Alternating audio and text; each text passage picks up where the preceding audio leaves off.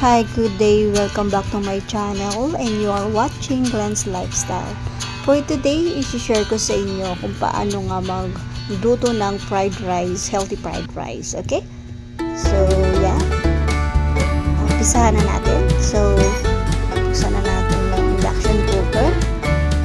Gumamit tayo ng sesame oil.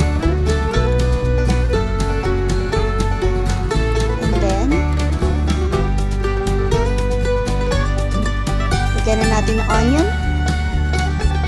Depende sa inyo kung gusto nyo lagyan ng garlic. Ako, ayoko. Gusto ko onion. So, and then, egg. Fried. Ipa-fry natin yung egg.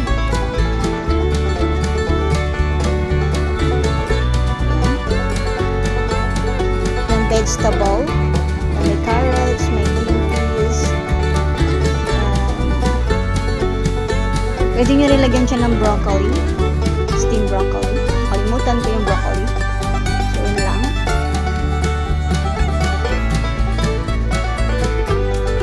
And, okay, ganyan siya. May corn, may carrots. Yan, na fried na hotdog. Fried hotdog. Na-fried ko na siya. Bago ko siya ilagay dyan.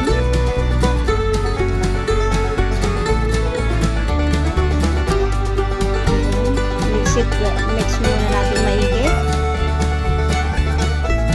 So, kailangan natin siya painitin ng at least 2 to 3 minutes. And then, ilagay na natin yung ating lutong brown rice. Brown rice ang aking ginagamit, aking kinakain. Kasi healthy siya. Brown rice organic. Healthy brown rice ang ginagamit, kinakain ko. Lagyan na natin siya ng sesame seed and seasoning. Sa inyo kung gusto nyo pa siya lagyan ng soy sauce para medyo kumulay siya.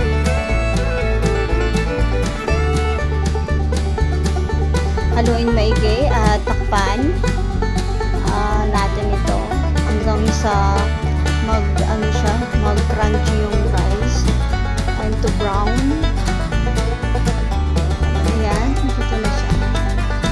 Salin na natin.